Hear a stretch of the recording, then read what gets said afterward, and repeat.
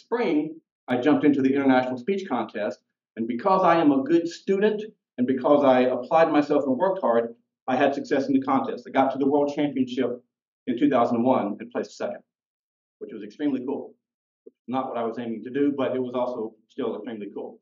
So the next spring, 2002, I got involved in my club International Speech Contest and made it back to the World Championships, which I'm not sure that had been done more than one time before that.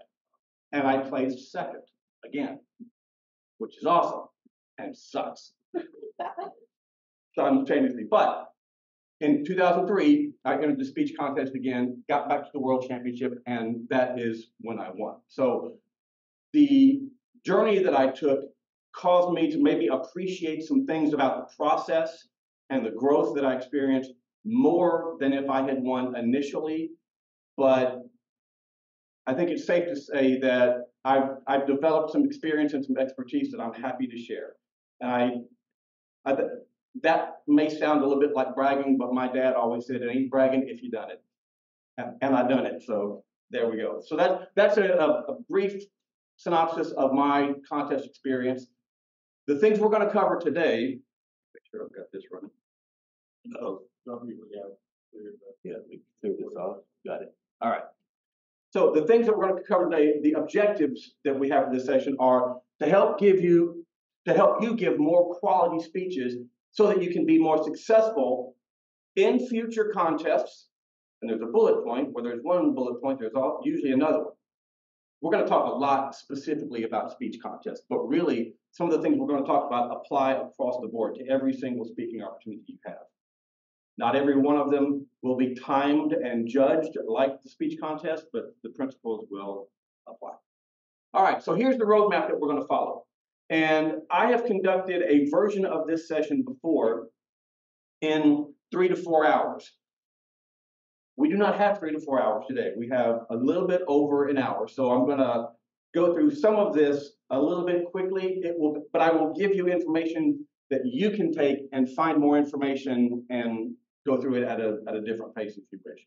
But we're going to talk about topic selection, the rules, the judging criteria, writing and delivery, practicing your speech, and then a grab bag category is miscellaneous. Fair enough? All right. So let's get right into the topic selection. How do I choose my topic? Well, you can make your speech something where you research information, you go out and you spend some time in the library or online, Wikipedia or other sources, and gather information. But I like to think that the best source of material for your international speech is not outside of you, it is you. So here are questions that I suggest people ask themselves when they're thinking about what should the topic of my international speech contest speech, my international speech contest speech, that's double speak. What should that be? Well, here's some questions I think you should ask yourself. Start with your knowledge. What do you know? What have you done? And through all of that, what have you learned? What do you know? What have you done? What have you learned? And then, what things are you passionate about? What do you love? It is apparent to me when a speaker is talking about a subject and they're talking about their passion for it, if they don't have it, if the fire is not lit. So that's something, if you choose something that you are passionate about, it will come through when you deliver. But as far as your topic selection, those are the main questions that I ask. What do you know? What have you done? What have you learned? What do you love? Now, there's an overriding question, I guess, that is an umbrella to all that. And of those things, which of them, or multiple, which of those things can make a positive impact for your audience? The purpose of speaking isn't just for the sound of our voice to be heard. It's about messages being conveyed. It's about doing something valuable for the audience. So when you're looking at the possibility of things you can talk about, what of those things could be valuable to your audience? Right? Now, There are some other things we need to consider. If your topic is so broad, and somebody asks you, "Oh, what's your speech about?" and you start off with, "Well, I'm thinking about the things of," and you have this big long explanation, that's too broad. You should be able to summarize that pretty quickly in one or two brief sentences.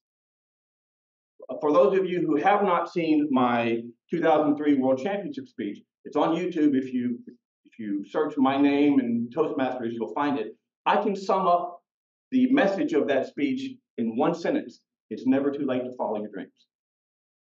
That's it. And I actually say that sentence in the speech. So you should be able to sum up whatever your topic or your message is succinctly. And I already mentioned this, your message should be of value to your audience. Yes, talk about things that you love if that works well for you, but find a way to make it about the audience. Because ultimately, as speakers, our job is to serve our audiences, to do something valuable for them.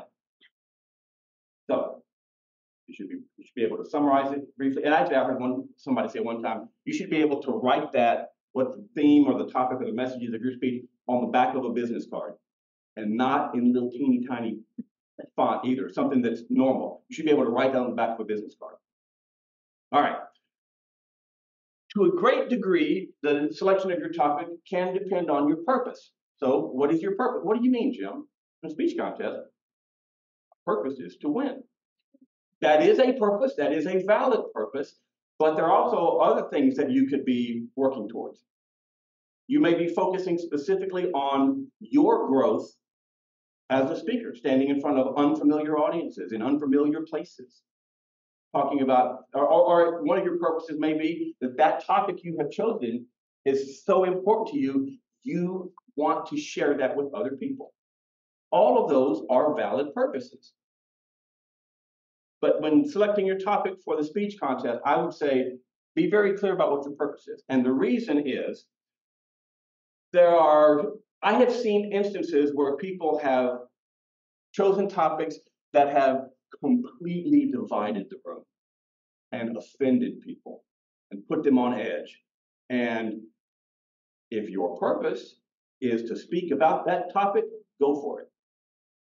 But just know that at the end of the contest, your name will not be the last one called whenever they're announcing the results.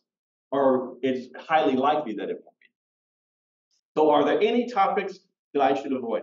All of us who have been around Toastmasters for a while have heard it said, probably more than once, in Toastmasters, you should not talk about sex, politics, or religion.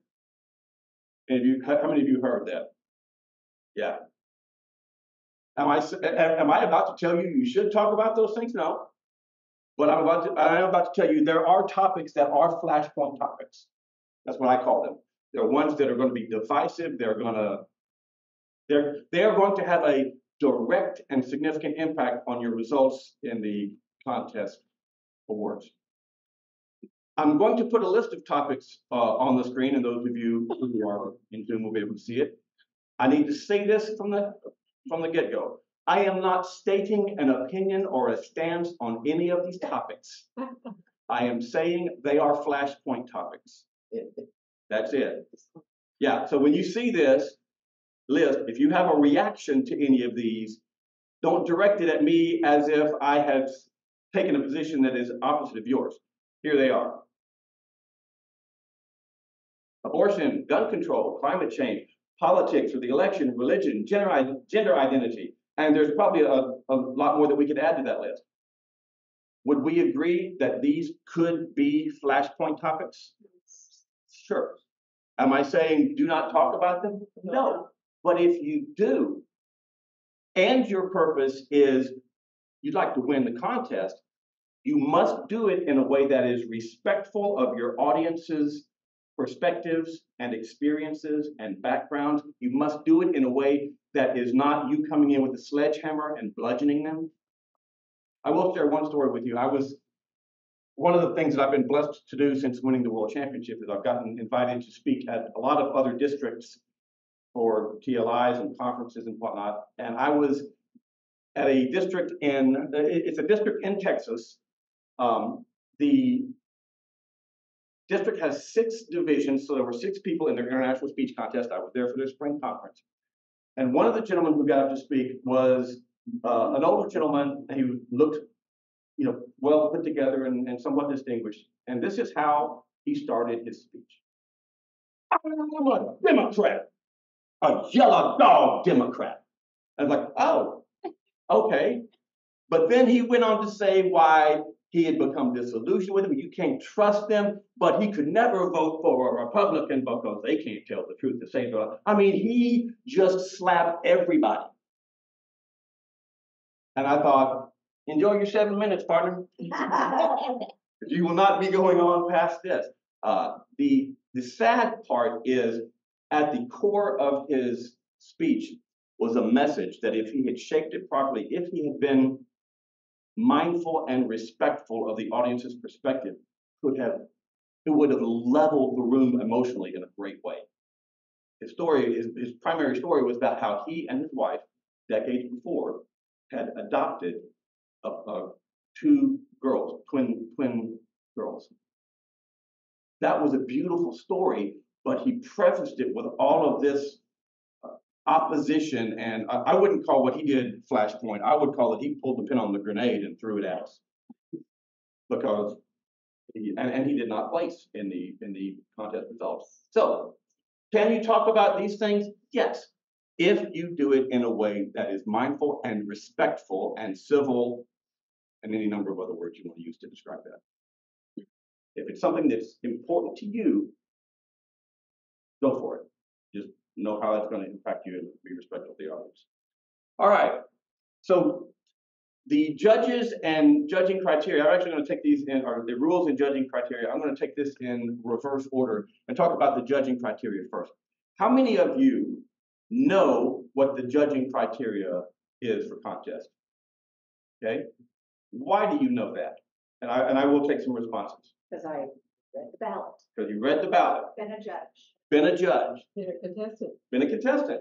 Well, but they don't give you that in the contestant pack. You actually had to find this and look at it, right? Yep. So I don't know if I took the slide out of this deck or not, but one of the things that I have done in the past is had what I call the contestants, not creed, an oath. And it is that they individually take responsibility for knowing both the rules, but also the things that the judges are looking for. It just makes sense. You do better at games you play if you know the rules of the game, or you know how things are judged or scored or whatever.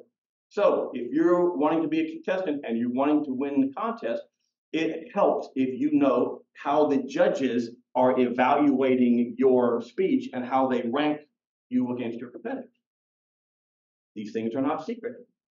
These things are generally taught every TLI season, if not in between. So to every contestant, I would say this: take judges training. But I don't want to be a judge. It doesn't matter.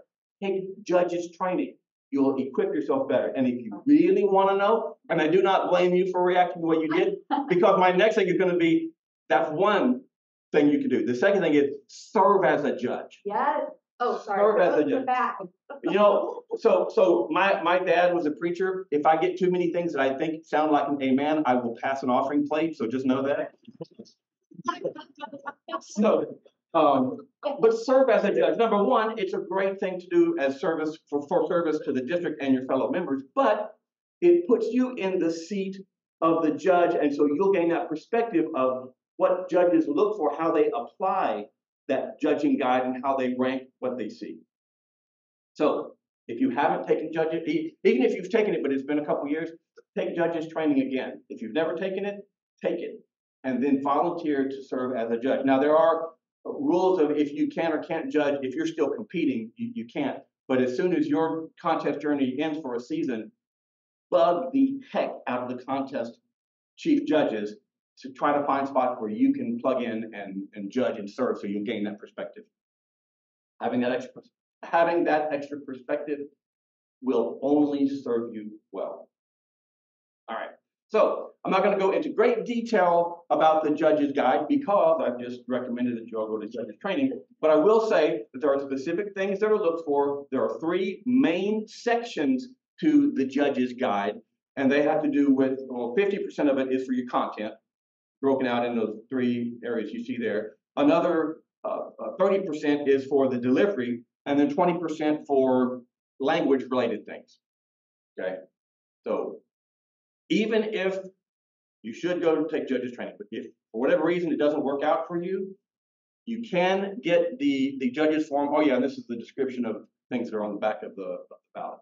Well, Jim, you've shown that on the screen. I want it for later. Good, go get it. There's a link to it on the District 50 website. That QR code will take you straight to the page where I think it's under Judges Tools, but the link is accessible for everyone.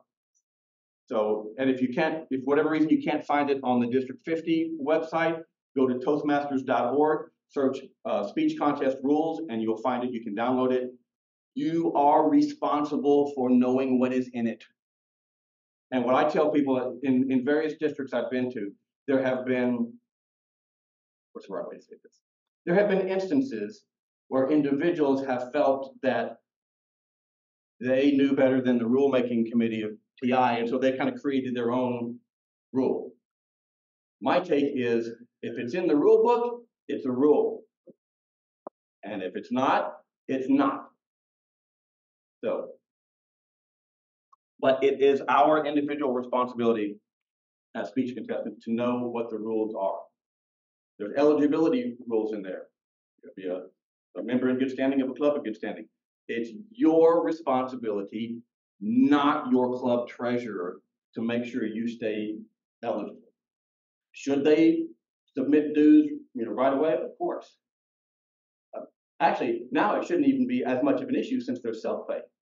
Take care of it yourself. Make sure you remain eligible at all phases of the contest. Your responsibility. All right. I can get a little bit preachy with that, but I've seen cases where people have won an area or even a division contest, and then we found out they weren't eligible. Not in our district, but it was found out they weren't eligible and they were disqualified. But I was better than everybody else. You didn't follow the rules of eligibility. There's originality rules. Know what they are. Don't come in quoting gigantic chunks of some other work because you could be called into question and possibly disqualified.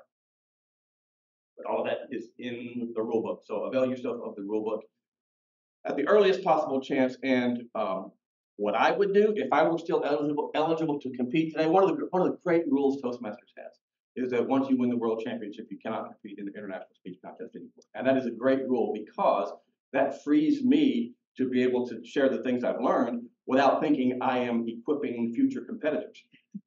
Because I am a very competitive person. I'm a nice guy, but I'm not that nice. So, yeah, I just sidetracked myself. I forgot what I was going to say after that. At any rate, the contest rules are available to all of us. We are each responsible for knowing those. All right, so moving on to writing. I have had people tell me in the past, Jim, you don't understand. I don't think it's so necessary for me to write out my speech because when I'm there in front of the crowd in that live moment, I just feed off the energy of the crowd, and that's all well and good. I am willing to bet you that there has not been a world champion of public speaking ever in the history of Toastmasters or in its future who got up and just winged it. Guarantee you, we all have written and edited and rewritten and crossed out big sections and dumped speeches entirely and rewritten new ones as part of that process. And I'll tell you a little inside baseball story. In 2003, I was competing up through the division contest. And by that time, I was a known entity in the district. And so people knew if I'm in the contest, I was likely going to be a contender.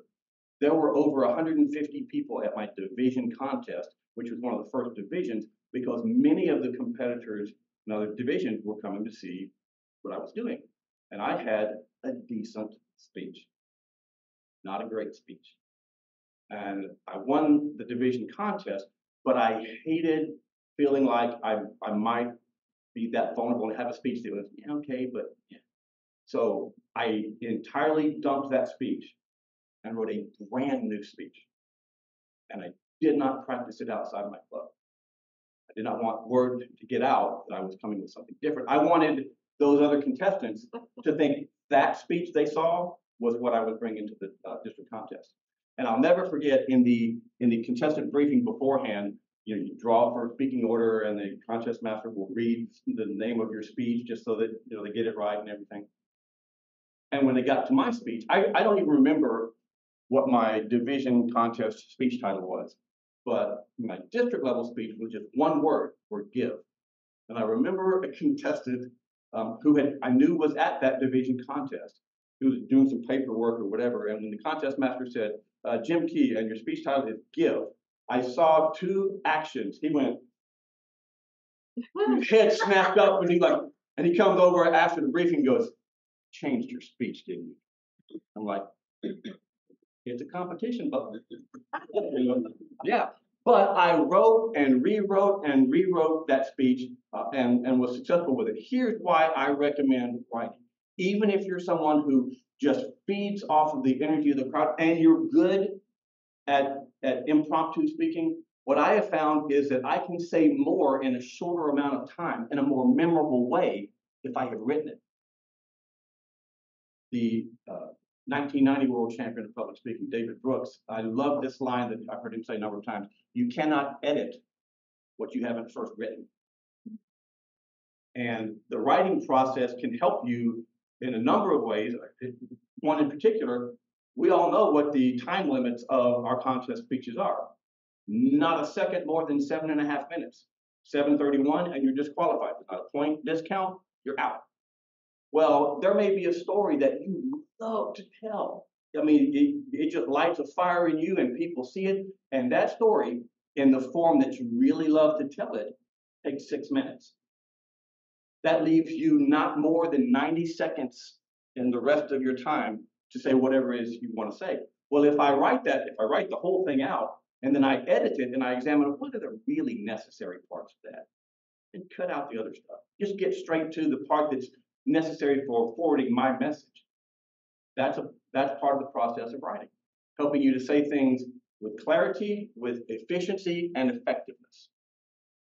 Saying more, shorter amount of time, more memorable way. Can't do it if you don't write it.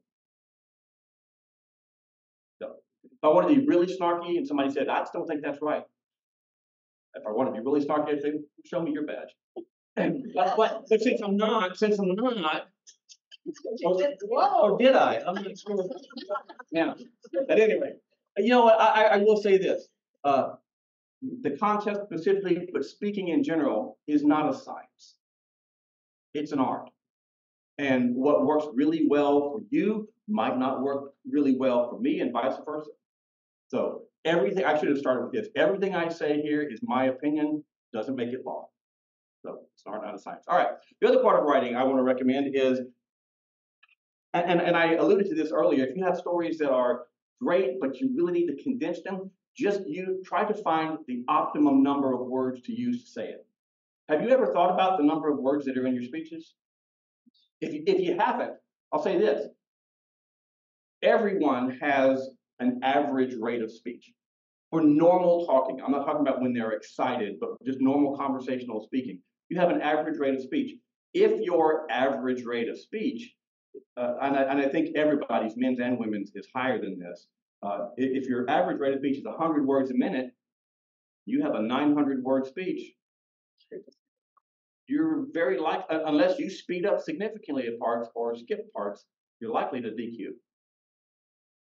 So find a way to edit to get to the optimum number of words you need to communicate your message or to serve the purpose in your speech that portion does. Don't overlap. I jokingly say that my average rate of speech is about 120 words a minute. My wife's is about 140 with wind gusts up to about 175. And those of you who know her know that she would probably be giving me the stink eye for saying that. which isn't true. I talk probably as fast or faster than she does at times. So know that you're trying to find the optimum number of words to say what you want to. If your speech includes stories, and those stories are set in a certain place with certain people involved in that, make sure that you identify for the audience so that they track with you. If you're talking about a situation where you and two people are having a conversation, you only identify one of them, then any dialogue that you have that isn't clearly from you, they're going to think it's from that person, and there might be another person that's part of it. Now, by the same token, I don't think it's necessary to go into great detail to identify people or things about the setting of the situation that aren't germane to your message. So if you're in a setting where you're talking to 5 people and only one person said whatever it was that was important, maybe say, I was talking with a group of friends and specifically Timmy said this. So identify the people and the setting appropriately so that your audience tracks you. What I have found is if the speaker goes in a direction and they, in their mind, they were there, they experienced it. They know everything about the setting and all the people. But if I don't track with them, then there's a moment of disconnect. That's what I want to avoid. I want to make sure that the audience is tracking with me the entire way. All right. And then there is in our writing, we can use narrative or dialogue. Narrative is you speaking to the audience. Dialogue is when there are characters in your story that are speaking between the two of them. My preference is to limit the dialogue. I do more narrative than anything, and that's just because I want that connection with the audience to be me to them. I don't want it to feel like they're watching me act, because speaking is not act. It's a different thing. I don't want all of this to be just me and my characters. I want a lot of it to be about me connecting with the audience. So my personal preference is to not have quite as much dialogue, but to have more narrative. In my championship speech, there are things where my opening story, I involve all 3 of my children, and they say things to me, but it's usually just one sentence and a short one at that, because I'm trying to limit that dialogue so that I can then bring the narrative greater to the forefront. All right, other things about writing. The order, when you're writing a sentence, and this is going to sound like splitting hairs, but you'll get where I'm going in just a second. When you're writing things, the order you choose to put the words in your sentence matters. And the way that I emphasize that, and this is going to sound like doublespeak, but I'll explain it. To make the impact last, make the impact last. The things that you really want to stay with your audience in your paragraphs or even in your sentences, make that the last thing in that sentence or paragraph. There's a reason for that. It's because that provides a natural break point where your audience can react or resonate. If you have a line that's funny, and really the part that triggers laughter is in the middle of the sentence, then you have to either pause or you have to step on the laughter and keep going. And once you do that once, they're not going to be as likely to laugh again because you stepped on it, and it's just kind of the way audiences work.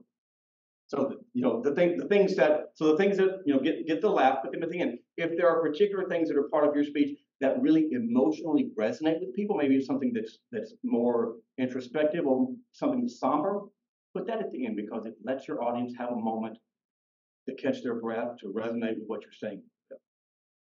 I'll give you an example. I have been asked on a number of occasions to coach people in their writing, and there was a gentleman who years ago sent me a speech, and what I'm going to share with you is a portion of it. The portion is a dialogue between he and his doctor, and in the portion I'm going to show you, the he represents his doctor talking to him. So here's what he sent me. He replied, "Yes, we did remove them, but the fact that they're malignant changes the staging of your disease, which greatly increases the likelihood that the disease will spread, and that significantly impacts survivability statistics." That's a lot to say in one sentence to start with. I'm not going to tell you sentences have to be, there's a maximum word length. But if you can say all of that in one breath and not be running out at the end of it, you are a better person than me, because I cannot. But more to my point, how impactful is the concept of statistics. I mean, and if you're a numbers person, I don't mean that to slight, people who are detail oriented and to whom statistics are important. But in that story, statistics is not even close to the most impactful thing. So here is what I recommended to him for changing his speech up. He replied, yes, we did remove them, but the fact that they're malignant changes the staging of your disease, changes everything. The odds are greater that it'll spread, and that significantly impacts your ability to survive. How much more impactful is your ability to survive? A lot more impactful. So that's what I mean. The things that have that impact, put them last so that your audience can resonate and laugh if it's a funny thing. Yeah. All right. So when we talk about our speech, obviously we talk a lot about, we have an opening and a body and a conclusion, and those things are, strictly defined as X, Y, Z. They're not. But there are some things that I think they should accomplish. Each one of them should accomplish. So my speech is opening, hopefully, and it should grab the audience's attention. I don't think the best way to grab the audience's attention, you're introduced to the contest, you come up, well, thank you very much, Mr. Toastmaster, and thank all of you, yada, yada, yada, yada. That doesn't grab people's attention. And please don't do the bit of, Mr. Contest Master, fellow Toastmasters, and smart and handsome and beautiful judges. Don't do that. That doesn't win any points, and it just makes you look sorry, in my estimation. But I should grab the audience's attention. How can I do that? Well, there may be a number of ways. You may start with an authoritative statement. Maybe one that is a little bit contrary to what people might be thinking, because not in a way that offends them, but in 2002, my world championship speech, I started by saying, if you ever want to be or to have, you must be willing to do. Authoritative statement. And then I followed that up with things that connected well to that. That's one way. You might start with something humorous. And what I have found to be the most effective and the safest humor of all time is self-effacing humor. Because I can make fun of me and you can't be offended by it. Yes. Or if you are, you're somebody who's just wanting to be offended. Now, if I do that, I will say this. If you start with self-effacing humor, make sure it's something that you are comfortable with about yourself. If you're not comfortable, if I wasn't comfortable with my, what should we call it, follicular configuration or lack thereof, I should never mention it, but I'm fine with it. If there are things about you that you're not comfortable with, don't mention, and I just don't mean physical attributes, I mean anything about your background or, yeah. But self-effacing humor is a great way to grab the audience's attention. The other thing I want to do in my opening is I want to forge that connection with the audience. Connection is so critical. They don't have to like you as a buddy or a best friend, but if you can show yourself to be relatable and shorten that distance that is between people, when you come up to speak, and I don't mean physical, I mean just connecting with people. The more that you can bond and form that connection, the more permission that gives you to share some heavier things. If somebody comes out, I don't know them, and the first thing is they say, I remember when my dad died after a long and painful battle with pancreatic cancer. Well, get some connection going before you drop something heavy on me like that.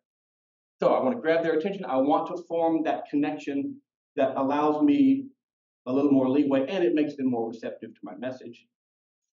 I form that connection with them. And then your opening is also hopefully going to convince them, don't check out.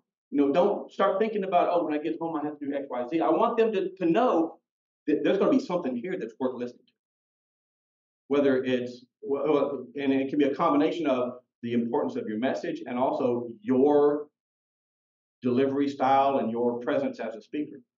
So grab their attention, form that connection, and indicate to them, stay with me, don't check out, stick around and hear the rest of this. All right, so what should the body of my speech be then? Is it completely different? Is it completely separate? Is there a hard line?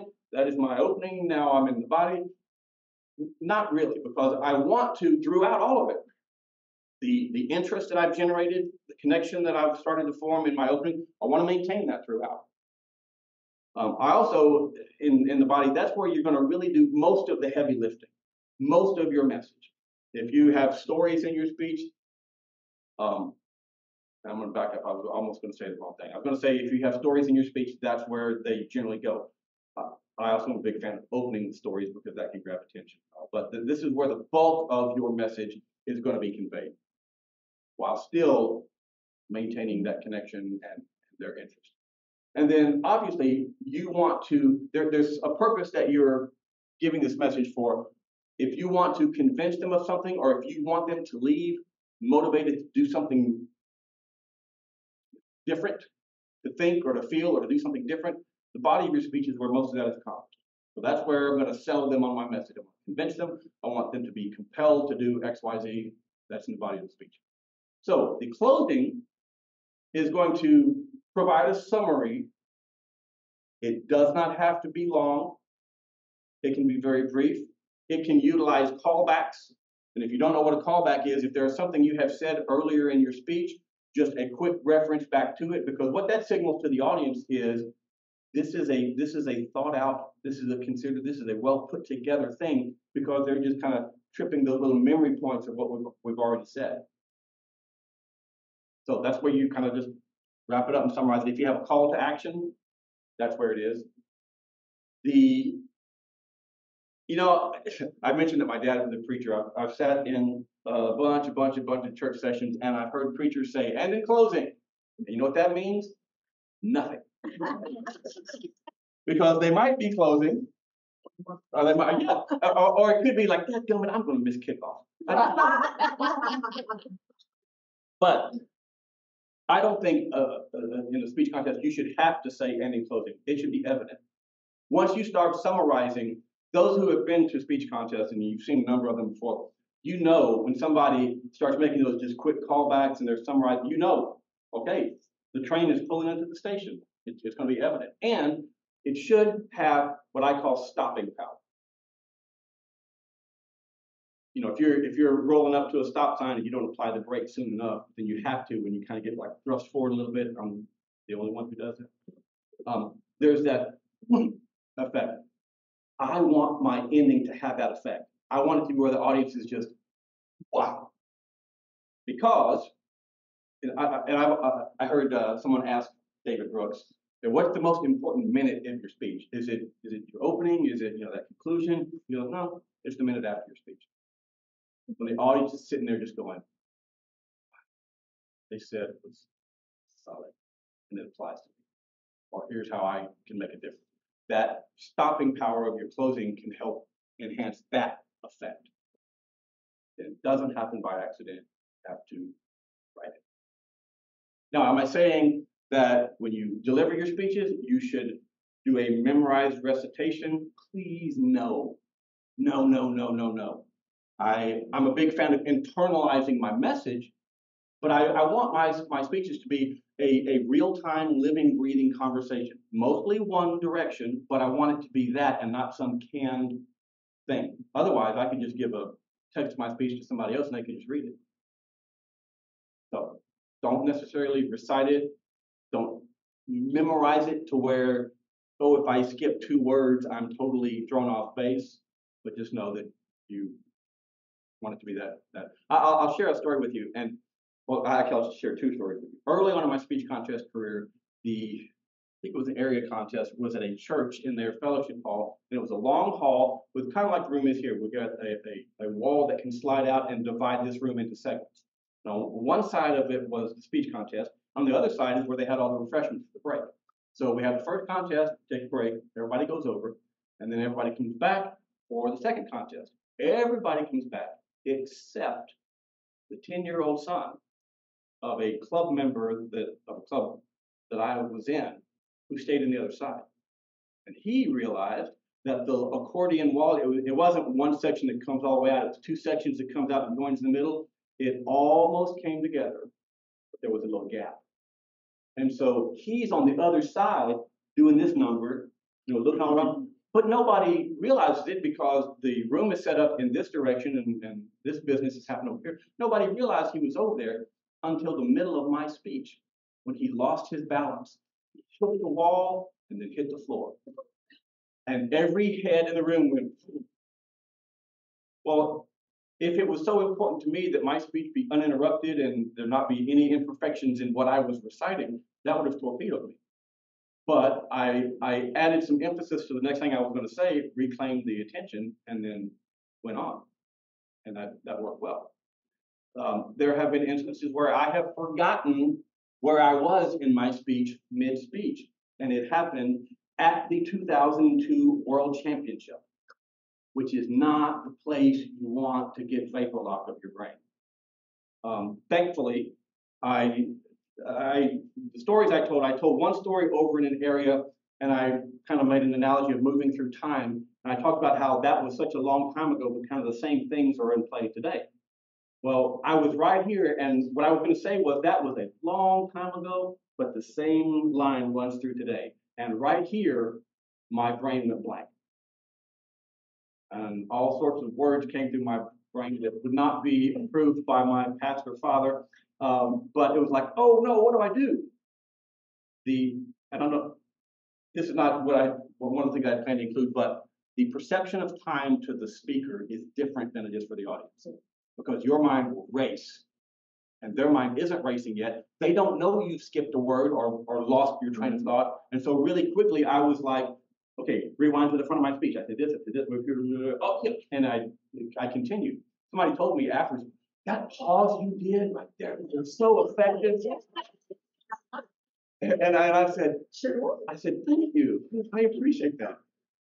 So that's all part of, write it, internalize the message, but don't memorize it such that you have to deliver it without interruption perfectly. Because it's not a matter of if, it's a matter of when. There's going to be some kind of little hiccup. Somebody's phone is going to go off, even though they said turn off your phones. Something's going to happen. The power may go out. There may be a loud noise outside. Something will happen. You have to power through it. All right. So we've covered writing. Now let's talk about delivery aspects. How are we doing on time? We're doing pretty good.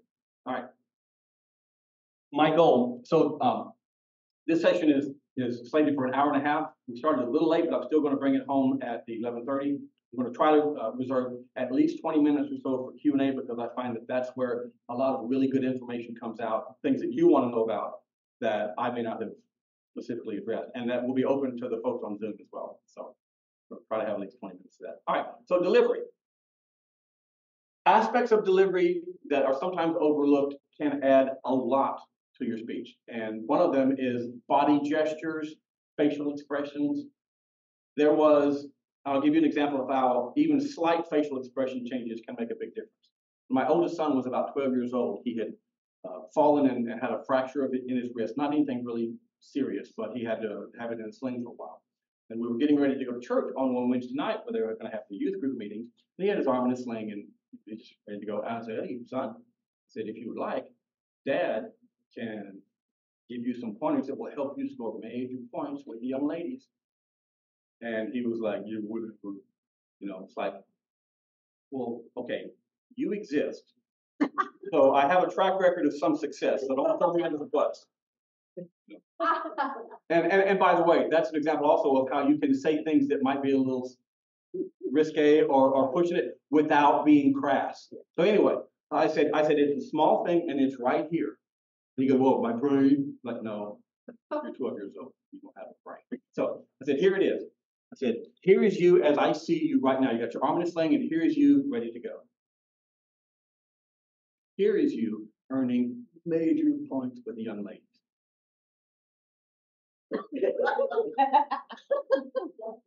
Now, is that a big facial gesture, big facial expression change? No. But did it change what was being communicated? Yes.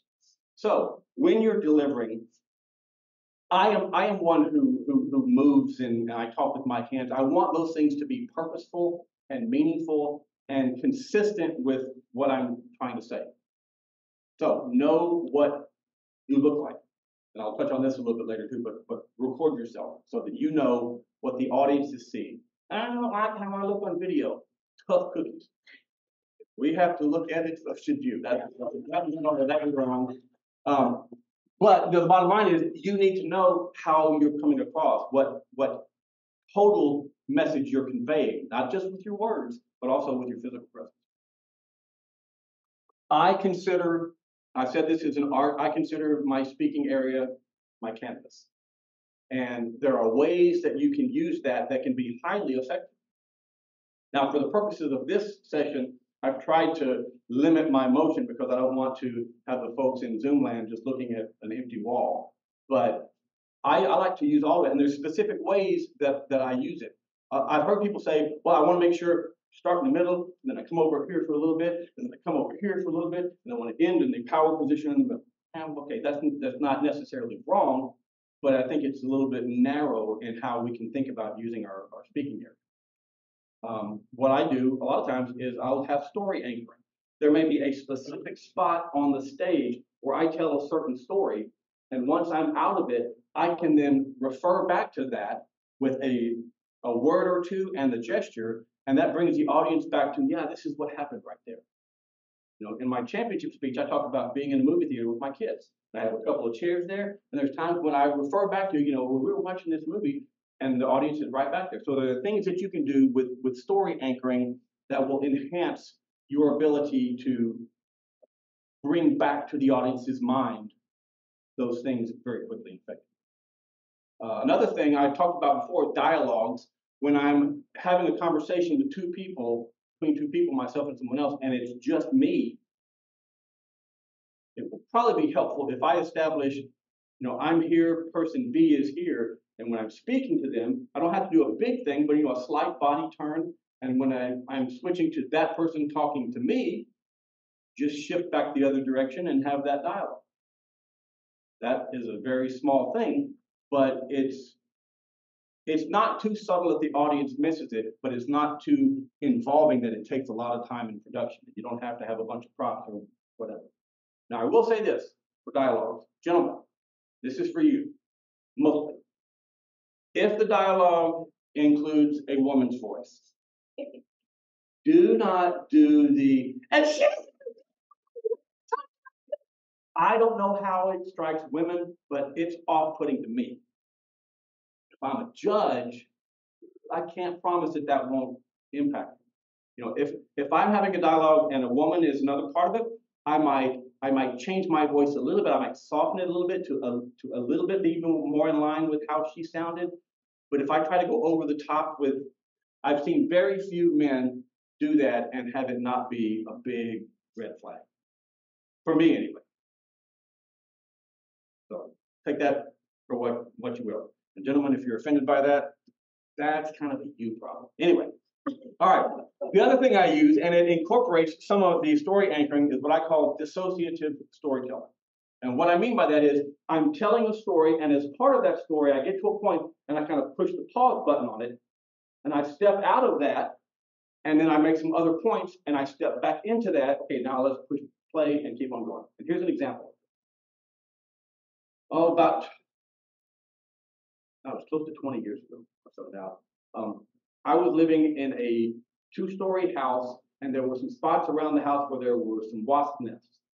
And I had a power washer, and I was gonna blast those things off of it. And it was a summer day, so it was in triple digits here in Texas. And so I got on shorts and a t-shirt, barefooted, but you know, I'm out there just blasting away.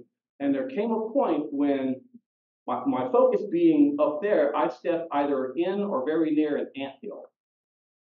And the residents were excited about my arrival. So they sent out a welcoming committee. And when they chomped down on my foot, this signal went up to my brain that said pain, and my brain said act. So I was there with the power washer, they bite, the message comes up, act. Now, you know where this is going. It doesn't have a happy ending. I can't say that I made a really brilliant decision. I can't say that the sounds I made were particularly manly. But in that moment, I lost my mind and went. The thing I learned from doing that is power by its definition, is powerful, and it's in our hands. We need to be careful how we use it. Okay, that's the example. So I start the story here. I get to the part where I know the audience is going to go, oh, I see where he's going. This is, and so I press pause. I step out of that, make a few points, step back into the spot, play. Here we go. I did that in one place. It was in a large auditorium, and when I got to the point where the signal hit the audience, the brain was about to happen. I think I was positioned way on this side, and the one on this side went, ah! and that's a great. I wasn't on a tight time constraint like speech contests are. That's a time when I could stop and go, oh, that's the right reaction, ma'am. That's the right. So I could engage in that, and then so that was my pressing pause moment to go over there and engage with her before coming back. So that's what I call the dissociative or the step away storytelling technique. All right. In today's environment, we have other considerations because I believe the plan is for us to have hybrid contests. And so you're going to have some people that are online, some people who are in the room. Most of what I said applies more so to in the room, but virtually the same kind of things can take place. You may not have the breadth of the stage to work with, but you can have depth. The great thing for contestants is you are entirely 100% in control of your speaking environment. Aside from technical issues, if your internet has an issue, but aside from that, I will say this, if the camera can see it, we can see it, and it might be distracting. So as much as you can, remove everything from the field of vision from the camera so that the only thing I am focusing on as an audience member is you, the speaker. If you say, well, I can't do that, so I'll just use one of the virtual backgrounds or blur. That's not a bad solution, but I like it better if I'm not, because as you move, there are going to be that little aura that follows you that can be a little bit distracting. I want to eliminate everything I can that might be distracting. But you can use the depth. I've seen the first person who won the world championship back in the beginning of COVID, when we suddenly were thrust into the online world, use the depth wonderfully, because at this distance, there, obviously everybody can see anything, but there were times when he came and he got really close. And from me, the audience perspective, it was like, not 3D, but it's like, wow, he's coming closer. So there are things you can do that use that effectively that may not be nearly as effective for the person in the room. I can come closer to you, but that's not the same as me being, that far away from you from your computer screen. So just know these delivery aspects, there's a different group of them that can apply in the virtual online world, and prepare accordingly. Well, how will I know how it looks if I get close to the camera? Go to Zoom, launch a meeting just of yourself, and record. Do it, and then watch it, and you'll know. If you need to, put tape on the floor or put something just outside the view of the camera that will be a signal to you that you can see for your peripheral vision, so that you don't get way outside the camera. I'm sure the folks online can't see me now. Yeah, I didn't put tape on the floor. That's why I'm trying to stay here. Oh, all right. So repeat these words. Silence is my friend. What do you mean, Jim? Well, it's not necessary for sound to be continuously coming out of your face with no interruptions. And if I say something funny, I want to be quiet so that you can laugh. Now, if you don't laugh, obviously I want to continue. If I say something serious or something impactful or something somber, shut up and let your audience resonate with that. What you're saying is causing them to have emotions. Let them feel those. Don't be afraid of silence. My world championship ended in silence. About almost a 10-second block where I didn't say anything. And there have been others who have done that as well. You can effectively use silence as a delivery technique, and I think that it serves the audience as well if you do it on purpose for specific needs of your speech or your message. All right. So we've talked about delivery. Let's talk about practice really quickly. There are only 2 times when I think you should practice. Okay? Only 2 times. Outside of this, none of them matter. Okay? When you're alone or when you're with other people. I know that's cool. I know that it is. But I've had tremendous value from being in environments when I could have, especially experienced Toastmasters who've been around, seen contests, give me feedback. That's been extremely valuable. But I've also gotten tremendous value in practicing by myself at home because I can tweak things. I can stop mid-speech and restart. And if I said something and it's like, it didn't quite resonate in my head how I wanted, I can stop, rewrite a little portion. There are significant value you can have. And just because your practice situation is not optimal does not mean that you can't gain value from it. I was driving to a practice at a club that met at the crack of dawn over in Dallas in 2001, and I had a wreck on the way to the restaurant. Miserable vibes. I got to the restaurant. The meeting was in a back room. There was a table here, very small speaking area. And I was practicing for the World Championship. It was a gigantic stage. I could have looked at all of those, and I did a little bit as this is just a waste of time, but I'm here, I'll do it. I got the single piece of advice in that meeting that turned out to be the signature moment of my 2001 World Championship speech. And it was, if you haven't seen it, this will make no sense, but it was to have the audience of 2,000 people sing the Barney the Dinosaur song. Out of context, that's bizarre. I know. I think the 2001 speech is online as well. You can search that, and it'll make sense. But I got that up to that point. I had been doing it, but I had been just doing it myself. They said, no. The audience is going to be at a point where they are emotionally ready to participate. But it turned out to be. I mean, to this day, I've had people go, "Oh, I'll never forget the Barney song." Remember for that. And actually, I'm glad I didn't win in 2001 because I will be remembered as the guy who made the audience sing the Barney the Dinosaur song. As it is, I'm not, but some people still remember that. But that practice situation was not optimal, but it was valuable. So practice. Here are the keys to a successful practice, in my estimation. Practice like you play. If there is a specific thing you're going to wear it. Why? Well, that fits you and moves only like that bit of attire does, whether it's a dress or a suit or slacks in a sports coat, whatever. Practice like you play. That's for yourself. Yeah, maybe not every single practice, but a significant number of them. I mean, here's an example that's easy to understand. If part of my speech involves me kneeling down, I don't want to have a rip moment on the contest stage. I want to have that before that so I can. Well, if it's a plan, if it adds a positive thing for the audience, then maybe it's not so bad. But that's not the moment you want to find out how things flow. Yeah. So practice like that includes attire. That includes props. I don't recommend people be overcomplicated with the props. You don't have a good speaker doesn't need a super elaborate prop to be effective. My prop in the World Championship was 2 chairs. That's it.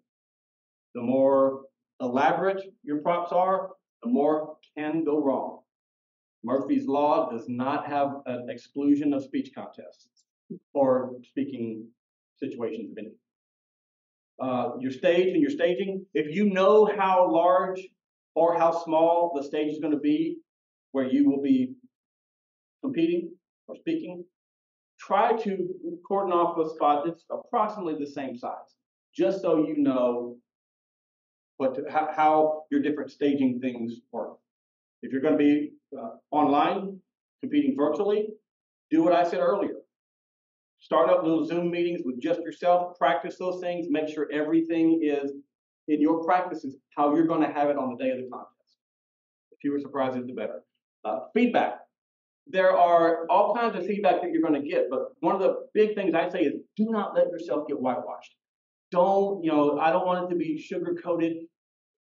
Practicing is not for ego stroking, it's for improving. And when I had, in 2003, since I had been to the World Championship twice before and placed second both times, I had people tell me, oh, I don't think there's anything that I can, give you feedback. That is wrong. Do not, you as the speaker are in control of the type of feedback you get. And so if there are specific things that you want the audience to focus on, I'm really looking for how my opening, does it really connect or whatever. Make sure that's known so that you can get good feedback. Do not let yourself get whitewashed so that you don't get anything of value from it. Also, know that you may hear some things that do not make you feel great. They may come out of left field. You have to be emotionally secure enough to take it. In 2002, I had a story in my speech for the district level that I thought was great. I was coaching my son's basketball team. We had these significant obstacles to overcome, but they prevailed. They won the game. Hooray. He said, that's David Brooks said, that story is kind of thin. What do you mean? It's predictable. Situation, the obstacle, overcoming, victory. Hurrah. That we learn more in moments of defeat than in moments of victory. But, yeah. Now, thankfully, I knew that from the perspective he was coming, he wasn't trying to hurt my feelings, but what he was saying was accurate. So just know, you might get there may be a part of your speech that you are just excited about, and it doesn't resonate or it doesn't connect with the audience. Be prepared and don't let your ego stop you from evaluating that feedback and improving. Do not have to take every bit of feedback that you get. You have to do something with it. You have to either say, yeah, that fits me, I think I will incorporate that, or you have to say, that's well-intentioned, but it doesn't really fit, and decline it. And that is your right to do with it as you see fit. All right, you get all sorts of feedback. Oh, I love this. I think this is an accurate quotation, but you never know what you find on the internet. It might be or might not be. It was attributed, as I saw it, to Bruce Lee: absorb what is useful, discard what is not, add what is uniquely your own. And I think that's a good thing to apply to feedback that we give when practicing speeches. I've already talked about video recording. I've had this dinosaur of a video camera on this slide for a little while. I thought I should replace it. Like, no, it's nice to remember that now we all have probably one of these that even if we don't have a tripod, we can set it on a shelf or something and record ourselves. It has never been easier to apply this and record yourself and study the video of the recording to see how you can improve. All right, miscellaneous. I want to go through this very, very quickly because I want to save time for Q&A. Develop a time budget. I talked about your average rate of speech. If there are moments when you're going to get a laugh, add a couple seconds pause. If it's going to be a big laugh, add 3 or 4 or 5 seconds of pause.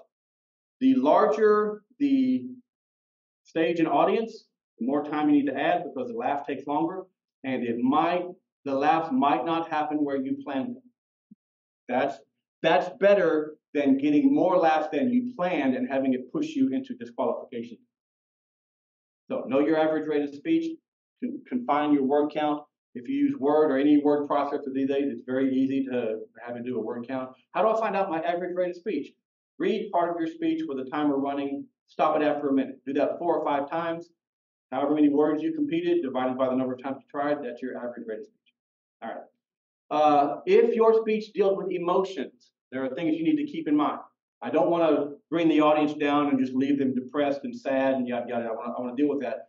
You need to know what what I call the overall temperature is of your speech emotionally. Is it going to be uplifting? Are there going to be serious, deep things that I need to kind of give a lift for before I close? Know what that is. Every once in a while, give us a breather. You can't just give us heavy, heavy, heavy, heavy, heavy, heavy, heavy. Good God, stop with the heavy. Give us heavy, heavy, a little moment of levity. Let us take a breath, and then get back into more serious things. If that's how your speech is going along. All right. Respect the audience's emotions. Never manipulate. If I feel like you're manipulating me, I'm in your audience, and I feel like you're just manipulating me, I will check out. I hate being emotionally manipulated. I hate it. I hate it. But if I feel like a speaker is authentic, and maybe they're displaying some emotion, and it's, they are reliving that moment, and it's an authentic thing, I'll stay plugged in with them all day long. Never manipulate your audience's emotion. Always go for sincerity, authenticity. I think that kind of builds into what I just said. There are some things I think contest speeches should be. I think there has to be some aspect of entertaining value.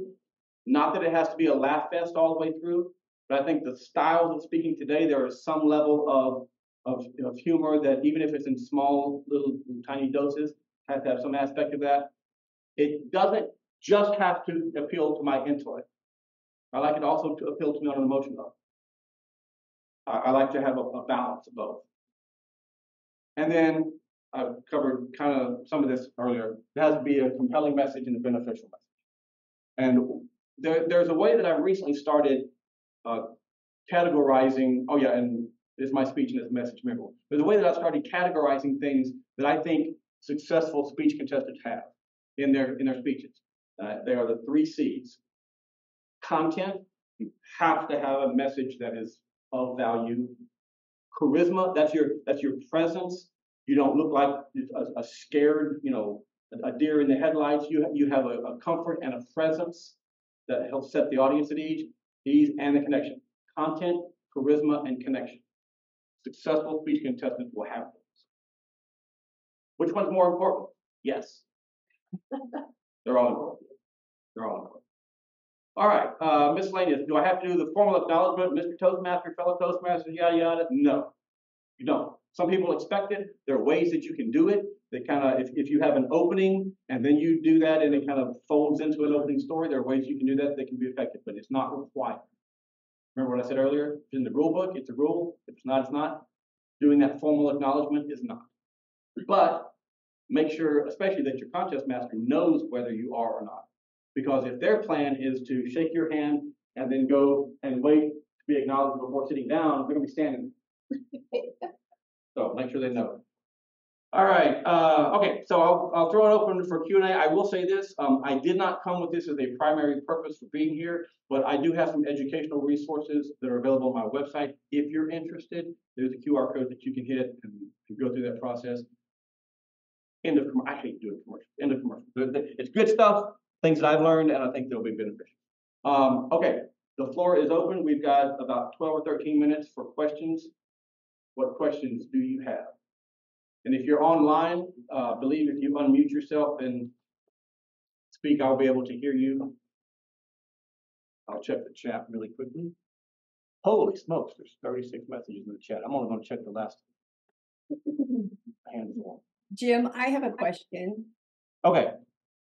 Yes. So how would someone go about working on authenticity?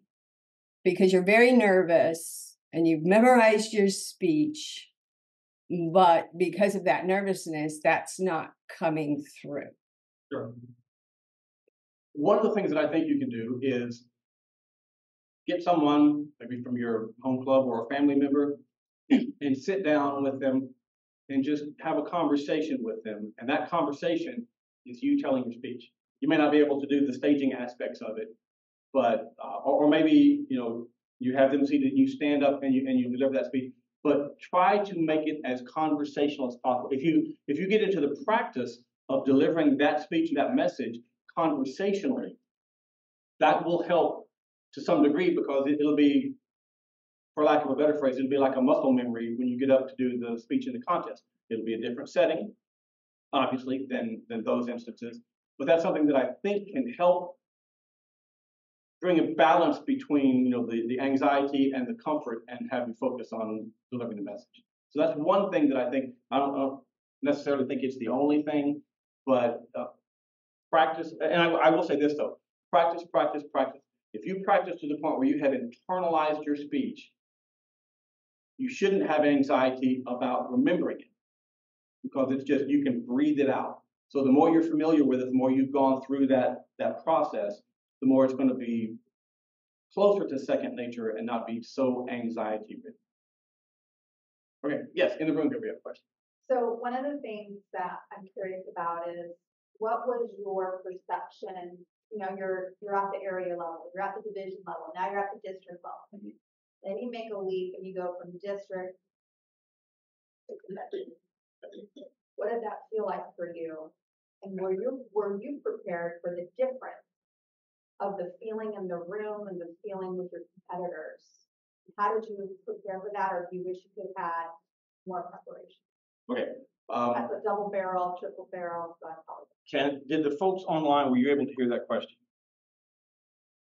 Okay, Yes. what the question was, have me to, and correct me if I mistake this, as you move to the different levels, especially when you go from district up to, now you're gonna be competing at the convention. What do you do to understand that difference, to prepare for that difference, to make sure that, you know, it's not sprung on you at the last minute? Well, since I won the world championship a bazillion years ago, it feels like, there were some significant differences in the contest structure then. We had everything through district was kind of the same as it is now. But what were the semifinals were regional conferences that were held before the convention.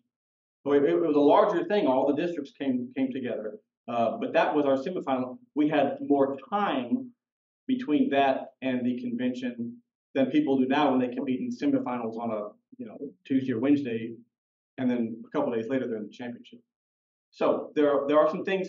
But so if you win district, it's right now you have to have the same mindset as I did going from regional / semifinal to the world championship. Now you're going to be in a huge room, 2,000 people, and yada yada yada. One of the things I recommend is watch as many previous world championship speeches as you can. Not just ones who won. They're available. A lot of them are now on YouTube, but that will give you a little bit of a sense of what that stage, what that arena is going to be like. The more you can familiarize yourself and visualize that, the better it will be. And that's one of the things I did. I talked about practicing when you're alone or with other people. One of the things I practiced alone doing is I would back the car out of the garage, create as much space as I could because I knew I was going to be on a gigantic stage, and then practice in that space, visualizing that's how my stage is going to be as far as the size of it. But as much as you can, take in those previous world championship videos, try as much as you can to get a feel for those. If you can, maybe if you're knocked out of the running, this year, go to the convention and see it, because if you compete in a subsequent year and get there, you will have that familiarity. So that's the best thing I can tell you to this. Any other questions? Yes. Mr. Key, I had a quick question. Okay. So my question is on the basis of the number of stories in a speech. Is it ideal to have one story versus 2 to 3 stories in a presentation? I think that depends on how long the stories are and the specific relevance, the direct relevance they have to your message. For instance, there could be a story, and the purpose of it is to establish the connection, maybe introduce a little bit of humor. Okay, that's a story that's going to be great for that purpose. It might not be suitable for the foundation of your message. Maybe you'd have another story. The more stories you have, the more compressed they have to be time-wise to fit within your time parameters. So you have to find the best fit. Typically, I would say if you're at 3 or beyond, be very careful that the speech isn't just a collection of stories. Make sure that you have ample time to really draw out what your point is, what your message is. But I would say at least 1 to 2. That's what I pretty much went with. 3 and beyond, be very careful that you're not, overstuffing your speech with the stories. Does that make sense? Yes, sir, it did. Yeah, if you were looking for an exact number, I'm never going to give that, because, like I said, this is an art, not a science, and you have to make your art fit you and the time. Thanks for that question. Any other questions? I have a quick question. Yes. Hi, I'm Susan.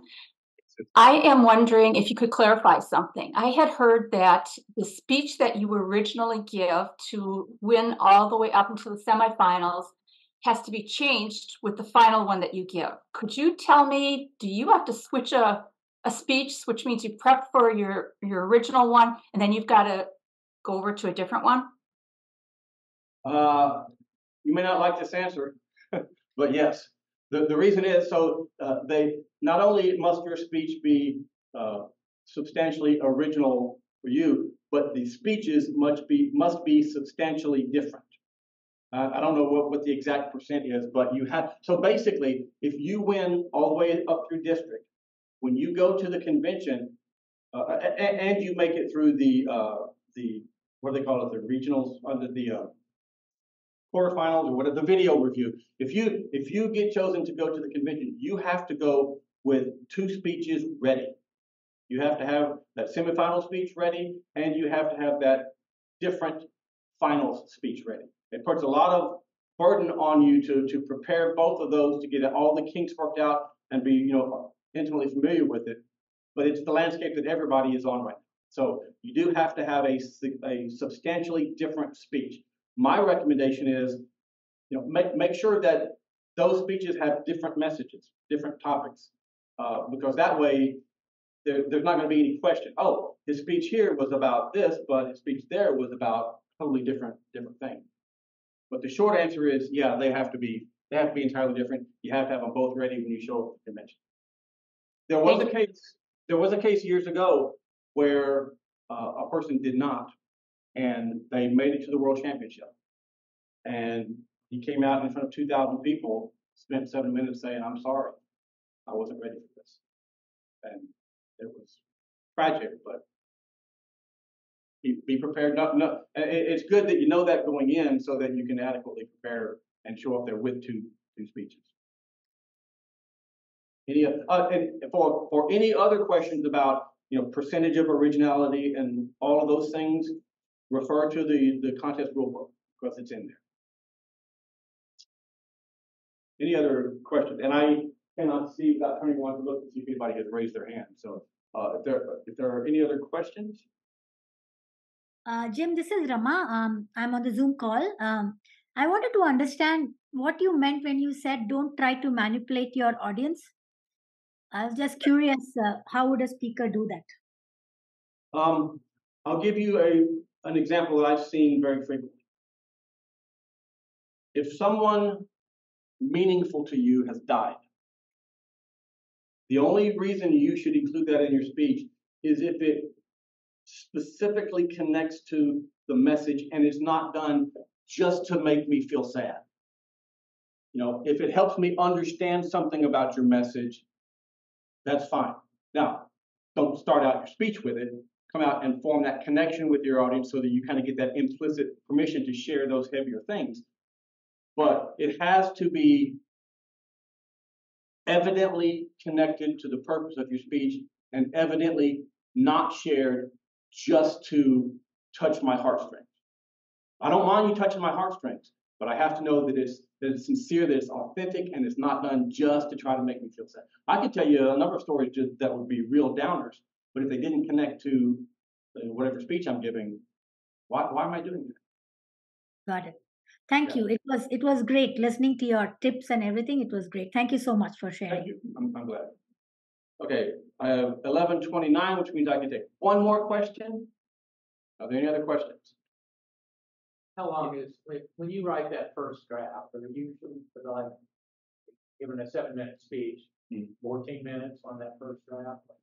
So try to cut it there. Yeah, the question for those of you in Zoom is, when you write that first draft, does it end up being longer, 10, 12, 14 minutes, and then you cut down from there? Typically, that's been the case. I'll just basically put everything out that I'm thinking and all the stories and everything, and then I examine word count and think, okay, how do I need to shape that? And I also look at organizationally, do I need to change some things around, condense something? The hardest thing is taking a story that you love and cutting it, because it's like, oh, this is my baby, but you have to, otherwise, enjoy that one speech contest, because you're going to DQ and go over it if you have too much. But yeah, so I start out with throwing way more out there, and then organizing and refining and condensing that process. Awesome. Well, I hope that you have gained things of value that will help you be successful in your speeches. If you have any questions, you can email me at jim@jimkey.com. It's really hard address to remember. And I look forward to seeing you be successful in your contest. And I look forward to having another world champion of public speaking called District 50 their home.